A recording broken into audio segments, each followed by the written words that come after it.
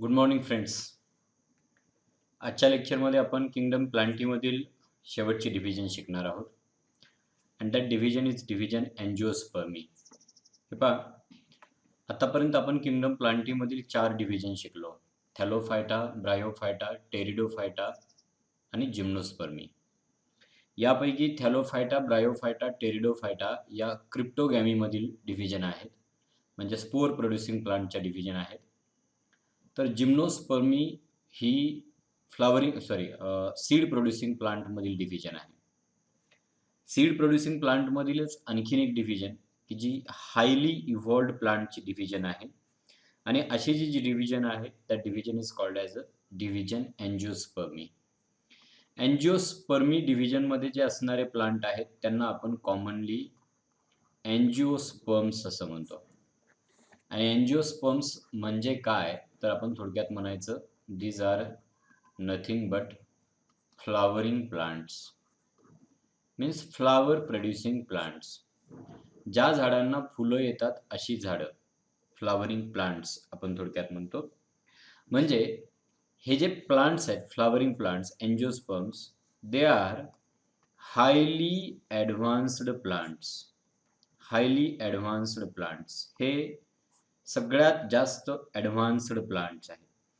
Kingdom प्लांटीमधील जे सर्व plants आहेत त्या सगळ्यांमध्ये हे प्लांट्स हायली ॲडव्हान्स्ड प्लांट्स आहेत. ह्यांचं वेगळेपण काय आहे?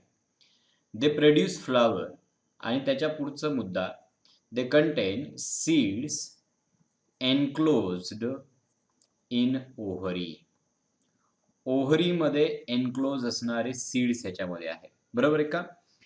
आता ह्या ज्या ओव्हरी आहेत ना, या ओव्हरीचंच रूपांतर फ्रूटमध्ये होतं, आणि त्यामुळे आपण म्हणतो angiosperm produce seeds which are enclosed inside the fruit. आता हे फ्रूट काय आहे तर मॅच्युअर झालेली ओव्हरी. जेव्हा ओव्हरी मॅच्युअर होते त्यावेळेला तिचं रूपांतर फ्रूटमध्ये होतं, आणि अशा फ्रूटच्या आतमध्ये अँजिओस्पर्मचे सीड्स असतात. आपण एक गोष्ट लक्षात ठेवतो, जिम्नोस्पर्ममध्ये पण सीड तयार होत होते, पण हे सीड नेकेड असायचे, उघडे असायचे, कारण की जिम्नोस्पर्ममध्ये ओव्हरी नव्हती. ओव्ह्यूल हे ओव्हरीच्या बाहेरच असायचे, आणि त्यामुळं या बाहेर असणाऱ्या ओव्ह्यूलचं रूपांतर सीडमध्ये व्हायचं, आणि त्यामुळे नेकेड सीड आपल्याला पाहायला मिळायचे. बरोबर आहे का? अँजिओस्पर्म्स आहेत ना, basically they are primarily adapted for terrestrial mode of life. हे जे आहेत ना, यांच्या आयुष्यामधील टेरेस्ट्रियल मोडसाठी हे मॉडिफाईड प्लांट्स आहेत.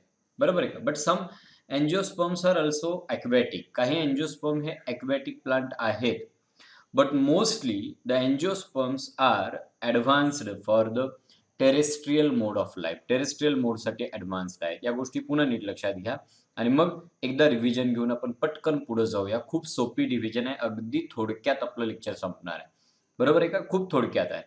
हे बघा, डिव्हिजन अँजिओस्पर्मी. आपण सांगतो angiosperms are highly evolved flowering plants. They are flower producing plants. यांना फुलं येतात. वेगळ्या प्रकारचे फ्लॉवरिंग प्लांट्स आपल्या आजूबाजूला पाहायला मिळतात. आपण क्रॉप्स पाहतो, वेगळ्या प्रकारचे ग्रासेस पाहतो. बरोबर आहे का? फॉरेस्टमध्ये आपण वेगळ्या प्रकारचे फ्लॉवरिंग प्लांट्स पाहतो. अगदी स्मॉल ग्रासेस पासून ह्यूज ट्री पर्यंत आपण मोठ्या मोठ्या प्रकारचे वेगवेगळ्या प्रकारचे प्लांट पाहतो की ज्यांना फुलं येतात. All they are included under division angiospermae. बरोबर आहे का? They are primarily adapted for terrestrial habitat. Terrestrial हॅबिटाटसाठी त्या प्रायमरीली अडॅप्टेड आहेत, but some of them may have adapted किंवा they are adapted for the aquatic mode of life, but mostly they are adapted for terrestrial mode of life. बरोबर आहे का? त्याच्या पुढचा मुद्दा, in these plants seeds are enclosed in fruit that is in ovary. कारण की fruit म्हणजे दुसरं तिसरं काही नसून मेटामॉर्फोज झालेलं किंवा मॉडिफाय झालेलं, डेव्हलप झालेलं काय आहे तर ओव्हरी आहे. फ्रूट हे ओव्हरीचंच कन्व्हर्जन आहे. क्लिअर झालं? आता या ठिकाणी आपण थोडक्यात एक गोष्ट लक्षात घेतली पाहिजे. हे जे अँजिओस्पर्म्स आहेत, दे व्हॅरी इन साईज. त्यांच्या साईजमध्ये खूप डिफरन्स आहे. या ठिकाणी तुम्हाला 2 वेगवेगळ्या प्रकारचे प्लांट्स दाखवलेले आहेत. एक आहे युकॅलिप्टस, आपण ज्याला निलगिरी अशा नावानं ओळखतो.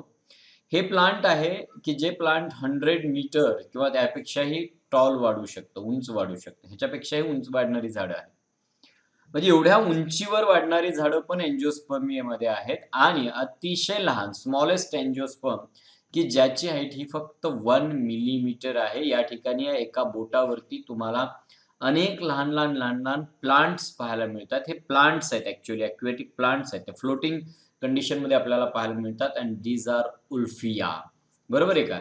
त्यामुळे आपण लक्षातच ठेवायचं. ह्या गोष्टी पाठ ठेवा. स्मॉलेस्ट अँजिओस्पर्म कुठला? 1 मिलीमीटर.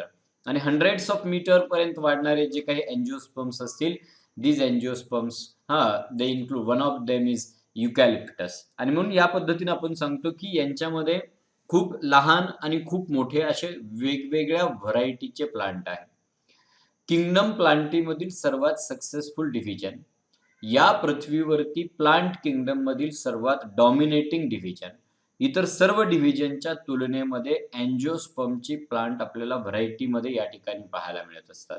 क्लिअर झालं? आता अँजिओस्पर्म प्लांटचं जे लाईफ सायकल आहे ना, that life cycle also show alternation of generation and this alternation of generation is heteromorphic. याला आपण हेटेरोमॉर्फिक अल्टरनेशन ऑफ जनरेशन म्हणतो. आपण लक्षात ठेवतोय नेहमी अल्टरनेशन ऑफ जनरेशन म्हटलं की 2 स्टेजेस लाईफ सायकलमध्ये असतात. त्यापैकी एक स्टेज आहे, that stage is called as a sporophyte stage. आणि दुसरी जी स्टेज आहे, this stage is called as a gametophyte stage. Sporophyte आणि गॅमेटोफाइट ह्या 2 स्टेज आहेत. अँजिओस्पर्म प्लांटचा जर आपण विचार केला तर स्पोरोफाइट स्टेज ही डॉमिनंट स्टेज आहे. म्हणजे आपल्या लाईफ सायकलमध्ये प्लांट हे मॅक्सिमम टाइम या स्पोरोफायटिक स्टेजमध्ये राहतं, म्हणून त्याला आपण डॉमिनंट स्टेज म्हणतो. बरोबर आहे का?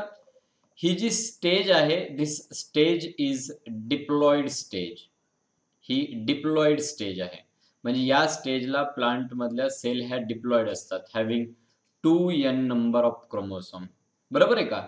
या स्टेजला हे प्लांट ॲटोट्रॉफिक असतात. ॲटोट्रॉफ म्हणजेच हे इंडिपेंडंट असतात.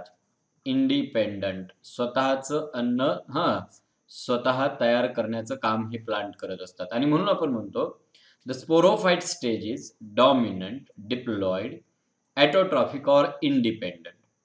म्हणजे आपण जे प्लांट अँजिओस्पर्मचे पाहतो, मग आता मी दाखवलेले युकॅलिप्टस असू द्या किंवा उल्फिया प्लांट असू द्या, नीम ट्री असू द्या, मँगो ट्री असो किंवा अनेक क्रॉप प्लांट्स असू द्या, हे सर्व कुठल्या स्टेजमध्ये आहेत असं विचारलं की आपण सांगायचं ते स्पोरोफायटिक स्टेजला आहे. यांच्यातल्या शरीरातली कुठलीही सेल काढली तर ती सेल डिप्लॉइडच असणार आहे.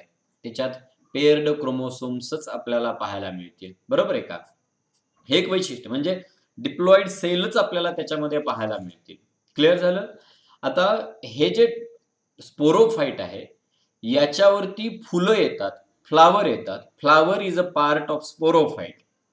या फ्लावरमध्ये स्पोर तयार होतात.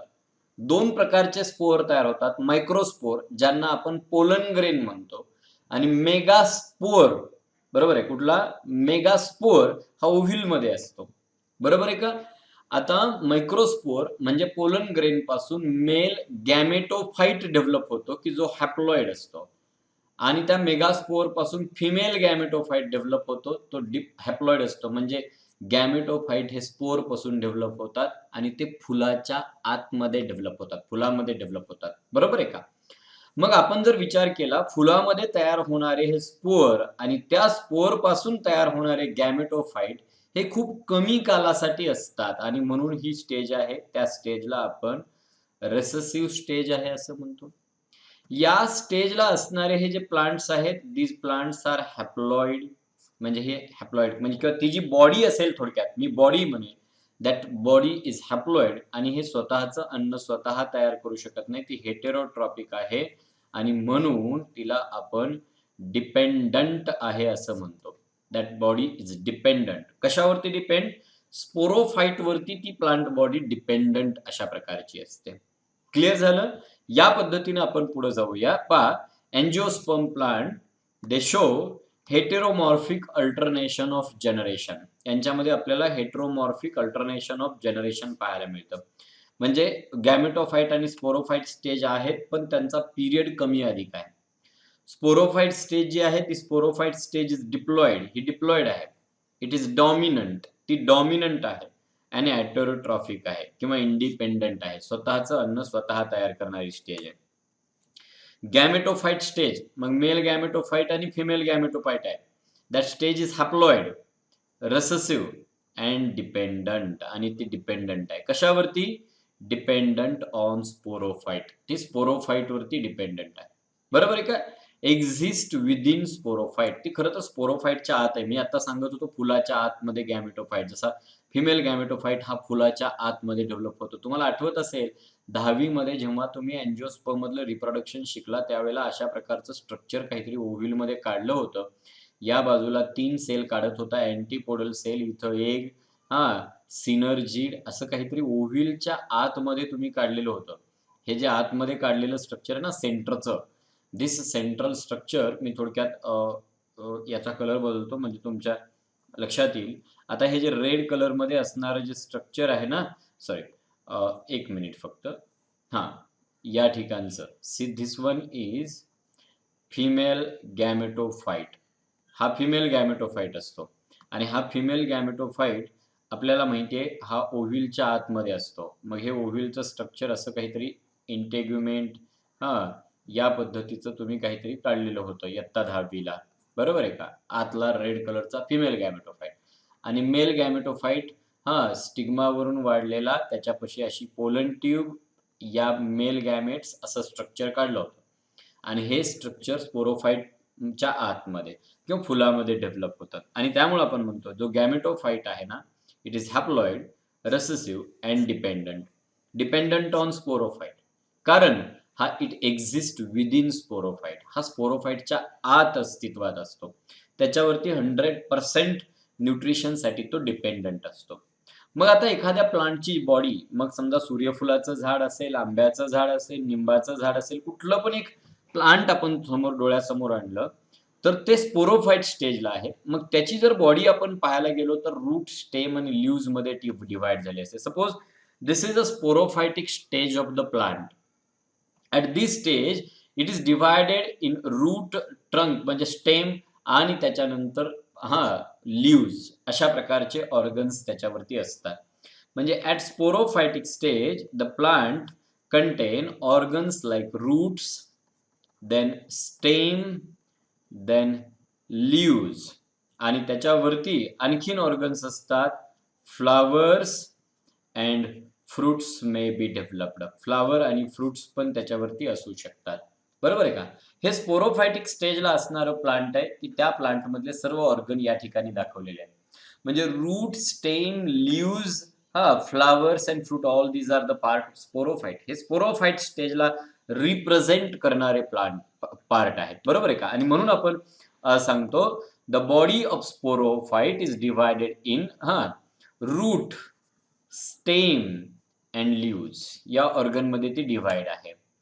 दे have flowers, fruits and seeds, all are in diploid stage. बरोबर आहे का? आता या ठिकाणी जर आपण बघितलं या प्लांटच्या बाबतीत, they contain vascular tissue. Means angiosperms are vascular plants. यांच्यामध्ये व्हॅस्क्युलर टिश्यू आहेत. हे व्हॅस्क्युलर टिश्यू कुठले तर झायलम आणि फ्लोएम, हे दोन्ही प्रकारचे व्हॅस्क्युलर टिश्यू अँजिओस्पर्म प्लांटमध्ये आपल्याला पाहायला मिळतात. सर्व प्रकारच्या प्लांटपेक्षा हायली मॉडिफाईड व्हॅस्क्युलर टिश्यूज असतात. झायलम content ट्रॅकिड्स as well as vessels and phloem contain sieve cells. आपल्याला प्लांट टिश्यू मध्ये हे शिकायला मिळेल. as well as companion cells, म्हणजे हे दोन्ही प्रकारचे टिश्यू आपल्याला प्लांट टिश्यू मध्ये शिकायचे, त्यावेळेला लक्षात येईल. बरोबर आहे का? टेरिडोफाइट आणि जिम्नोस्पर्म मध्ये पण झायलम फ्लोएम होते, पण टेरिडोफाइट आणि जिम्नोस्पर्मच्या झायलम फ्लोएम मध्ये फक्त ट्रॅकिड आणि फ्लोएम मध्ये सिव्ह सेल एवढेच पाहायला मिळत होते. मात्र अँजिओस्पर्म यांच्यातले व्हॅस्क्युलर टिश्यूज हे हायली इव्हॉल्ड आहेत आणि झायलम मध्ये ट्रॅकिड्स, वेसल्स प्लस फ्लोएम मध्ये सिव्ह सेल, कंपॅनियन सेल, या सर्व प्रकारच्या पेशी आपल्याला पाहायला मिळतात. आणि म्हणून या ठिकाणी आपण सांगतो vascular tissues are well developed. Xylem contain vessels और ट्रॅकिया, बरोबर आहे का. While phloem it contain sieve cells. Phloem मध्ये सिव सेल्स आपल्याला पाहायला मिळतात, बरोबर आहे का. त्याचबरोबर कंपॅनियन सेल्स पण आपल्याला पाहायला मिळतात. क्लिअर झालं. आणखीन एक अतिशय महत्वाची गोष्ट आता या प्लांटच्या बाबतीत, एंजिओस्पर्म प्लांट्स आर हेटेरोस्पोरस. हेटेरोस्पोरस. हे पहा, होमोस्पोरस आणि हेटेरोस्पोरस ह्याच्यात काय फरक आहे. होमोस्पोरस म्हणजे that plant which produce similar type of spores. सगळे एकसारख्या प्रकारचे स्पोर्स तयार होत असतील तर होमोस्पोरस, आणि वेगवेगळ्या प्रकारचे स्पोर तयार होत असतील तर हेटेरोस्पोरस. मग angiosperms are heterosporous, produce 2 types of spores. 2 प्रकारचे स्पोर्स तयार करतात, बरोबर आहे का. त्यापैकी लहान स्पोर असतात त्यांना आपण मायक्रोस्पोर्स असं म्हणतो, और पोलन ग्रेन्स. मायक्रोस्पोर और पोलन ग्रेन.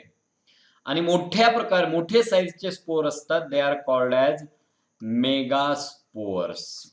मायक्रोस्पोर म्हणजे पोलन ग्रेन आणि megaspore. You know the structure of this flower. आता हे मायक्रोस्पोर कुठं तयार होतात पहा. हे जे फूल आहे ना, या फुलामध्ये हा जो येलो कलरचा पार्ट दिसतोय, याला आपण एंथर असं म्हणतो. एंथर, बरोबर आहे का. तुम्हाला आठवत असेल फुलाचे अवयव तुम्ही शिकला होतात, कॅलिक्स, करोला, अँड्रोशियम, गायनोसियम. अँड्रोसियम कशापासून बनला असं म्हटलं की तुम्ही सांगायचा अँड्रोसियम हा स्टॅमेन्स पासून बनला. आणि एक स्टॅमेन जर काढला तर मी या ठिकाणी काढतो, हे सगळं तुम्हाला माहिती आहे त्यामुळे मी पटपट घेतो. या स्टॅमेन मध्ये हा फिलामेंट असतो. इथं तुम्हाला 6 स्टॅमेन दिसतात ह्या फुलामध्ये, आणि वरची टोपी असते, या टोपीला एंथर म्हणतो. हा एंथरचा जर आपण या एंथरचा जर सेक्शन घेतला तर आतमध्ये आपल्याला स्पोरेंजियम पाहायला मिळतो. स्पोरेंजियम अनेक वचन असेल तर स्पोरेंजिया, म्हणजे अशा बॅग की ज्याच्यात स्पोर तयार होणार आहेत. नीट लक्षात घ्या. Sporangia are bag like structure which produce spores. आता कुठल्या प्रकारचे स्पोर तयार करतात रे? मायक्रोस्पोर. म्हणून स्पोरेंजियाला आपण मायक्रोस्पोरेंजिया म्हणायचं. मग जर तुम्हाला आता विचारलं मायक्रोस्पोर कुठं तयार होतात, तर आपलं उत्तर मायक्रोस्पोर्स आर फॉर्म्ड इन मायक्रोस्पोरेंजिया. मायक्रोस्पोरेंजिया मध्ये मायक्रोस्पोर तयार होतात. मायक्रोस्पोरेंजिया कुठं असतात आपल्याला सांगायचं, त्या स्टॅमिनच्या टोपी सारख्या स्ट्रक्चर मध्ये, म्हणजे एंथर मध्ये. म्हणजे हे एंजिओस्पर्म प्लांट हेटेरोस्पोरस आहेत. 2 प्रकारचे स्पोर तयार करतात, लार्ज साईजचे, स्मॉल साईजचे. स्मॉल साईजच्या स्पोरला मायक्रोस्पोर म्हणा. मायक्रोस्पोर ज्या बॅग मध्ये तयार होतात त्यांना मायक्रोस्पोरेंजिया म्हणा. त्या कुठं आहेत तर एंथर मध्ये. आता हा जो स्टॅमेन आहे ना, आता आपण काढलेला होता या ठिकाणचा हा स्टॅमेन, या स्टॅमेनला आणखीन एका नावानं आपण ओळखू शकतो, that is called as a microsporophyll. नीट लक्षात घ्या. मायक्रोस्पोर हा झाला स्पोर. तो स्पोर ज्या बॅग मध्ये तयार होतो ती बॅग म्हणजे मायक्रोस्पोरेंजियम, आणि हा मायक्रोस्पोरेंजियम ज्याच्यावरती आहे, ज्या पानावरती आहे, तो मायक्रोस्पोरोफिल. म्हणजे हा स्टॅमेन. म्हणजे स्टॅमेन किंवा मायक्रोस्पोरोफिल हे दुसरं तिसरं काही नसून हे एक पानच आहे, ते मॉडिफाय झालेलं आहे. क्लिअर झालं. त्यामुळे पुन्हा एकदा आपण रिवाइज करूया. इथे जे 6 टोप्यांसारखी स्ट्रक्चर दिसत आहेत ना, या प्रत्येक टोपीसारख्या स्ट्रक्चरचं मी या ठिकाणी असं काढतो, ह्याला एक स्टॅमेन म्हणा, किंवा मी नाव बदलतो, याला एक मायक्रोस्पोरोफिल म्हणा. हे एक मॉडिफाय झालेलं पान आहे. या पानाची ही वरची टोपीसारखं स्ट्रक्चर एंथर, आणि ह्याच्यात सेक्शन घेतला तर तुम्हाला पाहायला मिळेल मायक्रोस्पोरेंजियम, आणि मायक्रोस्पोरेंजियम मध्ये पाहायला मिळेल मायक्रोस्पोर तयार होतात, म्हणजेच पोलन ग्रेन तयार होत असतात. क्लिअर झालं. ह्याच्यानंतर आणखीन एक फिमेल सेक्स ऑर्गन जो आहे ना, याला आपण गायनोसियम असं म्हणतो. गायनोसियम ज्याच्यापासून बनला ते जे स्ट्रक्चर आहे, that structure is called as a carpel. या कार्पेलमध्ये स्टिग्मा, स्टाईल आणि खालच्या बाजूला असते ओव्हरी. माहिती आपल्या सगळ्यांना. हा जो कार्पेल आहे ना, यालाच आपण दुसरं नाव देऊ शकतो मेगास्पोरोफिल. त्यामुळे नीट लक्षात घ्या, स्टॅमेन हा मायक्रोस्पोरोफिल आणि कार्पेल हा मेगास्पोरोफिल. स्टॅमेन मध्ये मायक्रोस्पोरेंजिया, तसं कार्पेल मध्ये मेगास्पोरेंजिया.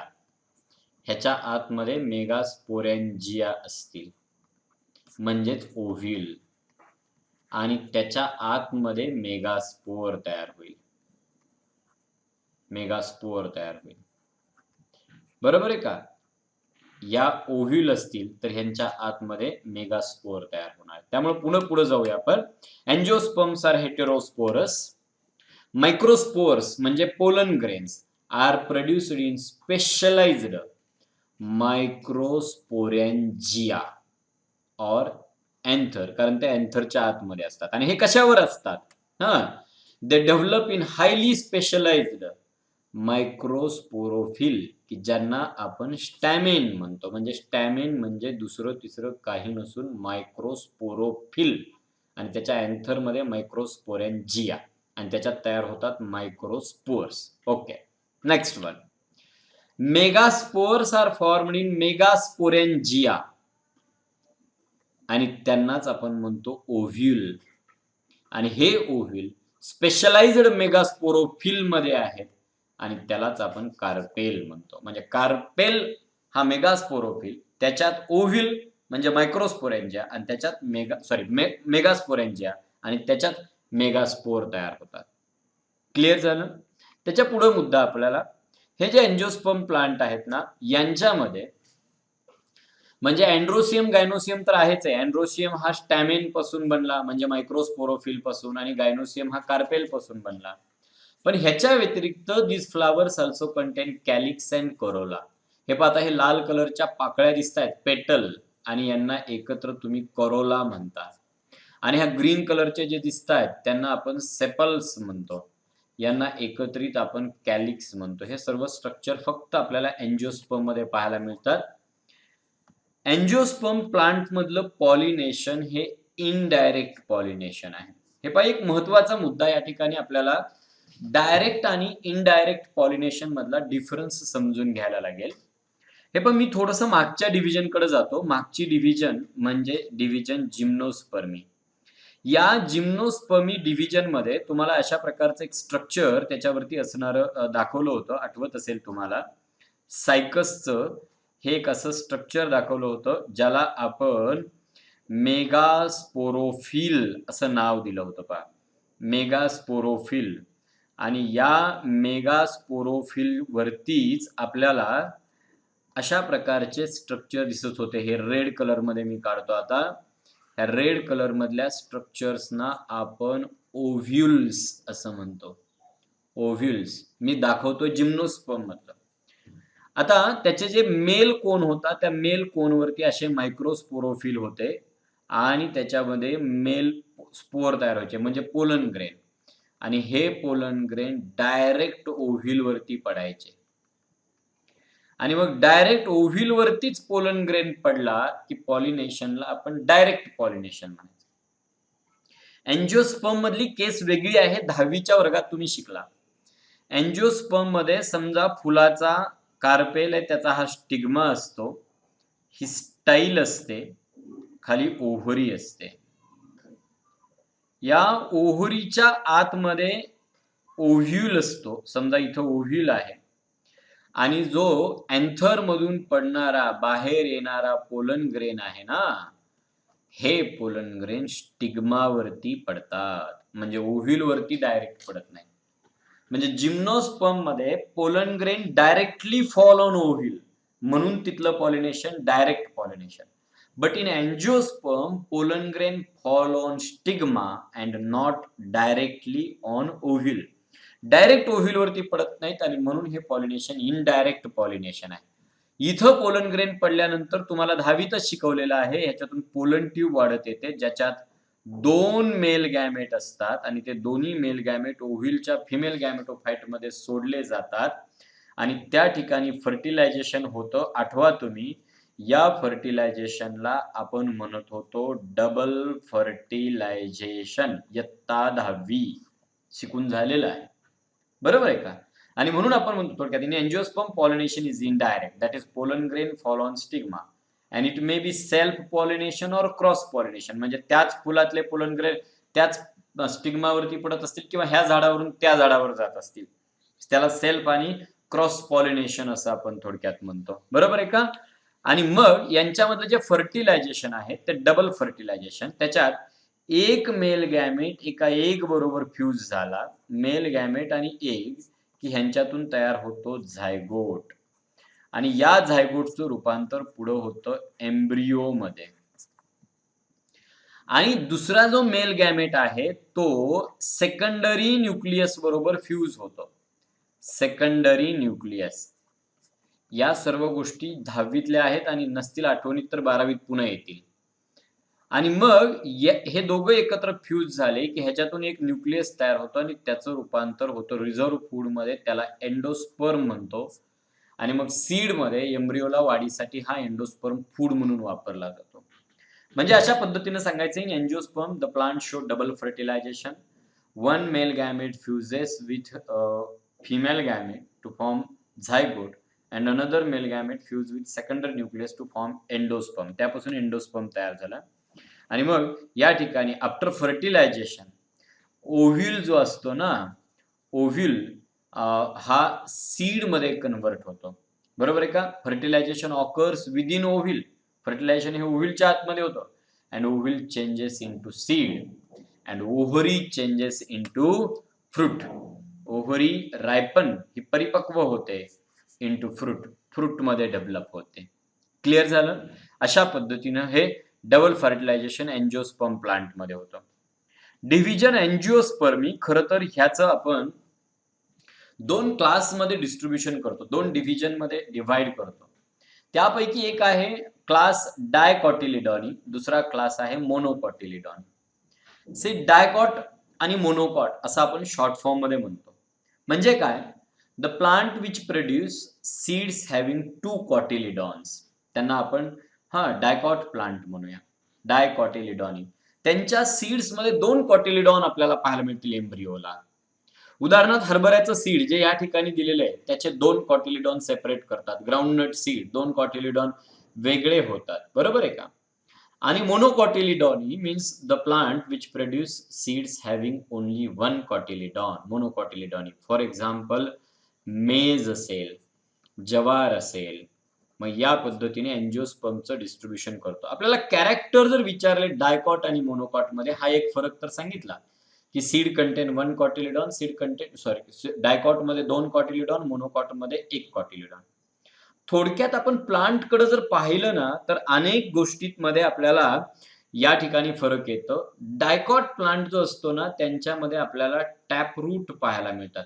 टॅप रूट सिस्टीम म्हणजे मुख्य मूळ एक जमिनीतून, suppose this is a plant, हे प्लांट आहे तर एक मूळ असं खाली वाढत येतं जे खोलपर्यंत जातं आणि त्याला अशा सब ब्रांचेस फुटतात, त्याला सेकंडरी ब्रांचेस, सेकंडरीला पुन्हा टर्शियरी ब्रांचेस असं होतं. मोनोकॉट प्लांट मध्ये ऍडव्हेंटिशियस रूट सिस्टीम असते की ज्यामध्ये आपल्याला पाहायला मिळतं या पद्धतीचे रूट्स असतात किंवा काही ठिकाणी फायब्रस रूट्स आपल्याला पाहायला मिळतात. म्हणजे इथं मी या ठिकाणी ऍडव्हेंटिशियस, टॅप रूट तर ऍडव्हेंटिशियस. डायकॉट प्लांटच्या पानामध्ये आपल्याला शक्यतो रेटिक्युलेट व्हेनेशन पाहायला मिळतं. म्हणजे यांच्या पानातल्या व्हेन आणि व्हेनलेटचं जाळं तयार झालेलं असतं. मोनोकॉट प्लांट मध्ये पानामध्ये आपल्याला पॅरलल व्हेनेशन पाहायला मिळतं. तुम्ही काही पानं आठवा, सपोज जवार असेल, मका असेल, शुगर केन असेल तर ह्यांच्या पानामध्ये अशा मिड रिबला समांतर व्हेन असतात. आणि आंबा, कडुनिंब, इतर अनेक झाडांची पानं जर पाहिली तर त्यांच्या पानांमध्ये जाळी आपल्याला असलेली पाहायला मिळते व्हेन आणि व्हेनलेटची, म्हणजे रेटिक्युलेट व्हेनेशन आहे असं आपण म्हणतो. डायकॉट प्लांट मध्ये, बऱ्याचशा डायकॉट प्लांट मध्ये आपल्याला कॅम्बियम पाहायला मिळतो, कॅम्बियम. आणि मोनोकॉट मध्ये मात्र तो अब्सेंट असतो. आता कॅम्बियम असल्यामुळं डायकॉट प्लांट मध्ये सेकंडरी ग्रोथ पाहायला मिळते. डायकॉट प्लांटच्या स्टेमची जाडी वाढत जाते. उदाहरणार्थ आंब्याचं झाड अनेक वर्ष टिकतं सेकंडरी ग्रोथ होते. पण कितीही दिवस टिकलं तरी जवारचं झाड एकदा वाढल्यानंतर पुन्हा त्याची अशी रुंदी वाढत, वाढत, वाढत मोठं झालेलं तुम्ही पाहिलेलं नसेल. बरोबर आहे का? या पद्धतीनं सेकंडरी ग्रोथ त्याच्यामध्ये अब्सेंट आपल्याला पाहायला मिळते. क्लिअर झालं? अनेक उदाहरणं आपल्याला डायकॉट आणि मोनोकॉट प्लांटची सांगता येतील. उदाहरणार्थ सूर्यफूल, हेलियांथसॅनस, हिबिस्कस, चायना रोज, जास्वंदी आपण त्याला म्हणतो. हिबिस्कस रोझा सायनेन्सिस. बरोबर आहे का? मँगो प्लांट असेल, हे डायकॉट आहे. ग्राउंडनट आहे, डायकॉट आहे. बरोबर आहे का? असे अनेक प्लांट आहेत, की ज्याच्यामध्ये हे ग्राम आहे, हरभरा, डायकॉट आहे. मोनोकॉटमध्ये मेज आहे, जवार आहे, व्हीट आहे. बरोबर आहे का? जिया मेज, स्वारगम म्हणजे जवार आपण ज्याला म्हणतो, यांच्यात मोनोकॉट प्लांट पाहायला मिळतात. क्लिअर झालं? अशा पद्धतीनं डिव्हिजन अँजिओस्पर्मी आणि या अँजिओस्पर्मी डिव्हिजनचे 2 क्लास डायकॉट आणि मोनोकॉट. या ठिकाणी या 5ही डिव्हिजन आपल्या संपतात किंगडम प्लांटीमधील. थोडक्यात आपण किंगडम प्लांटीचं क्लासिफिकेशन या ठिकाणी संपवलेलं आहे. याच्या पुढं आणखीन एक छोटासा मुद्दा आहे या चॅप्टरमध्ये, तो म्हणजे life cycle, plant life cycles म्हणजे हॅप्लॉन्टिक टाइपचे, डिप्लॉन्टिक टाइपचे काय आहेत ते आपण नंतर शिकूया. क्लिअर झालं? आजच्या लेक्चरमध्ये मात्र आपण याच ठिकाणी थांबूया.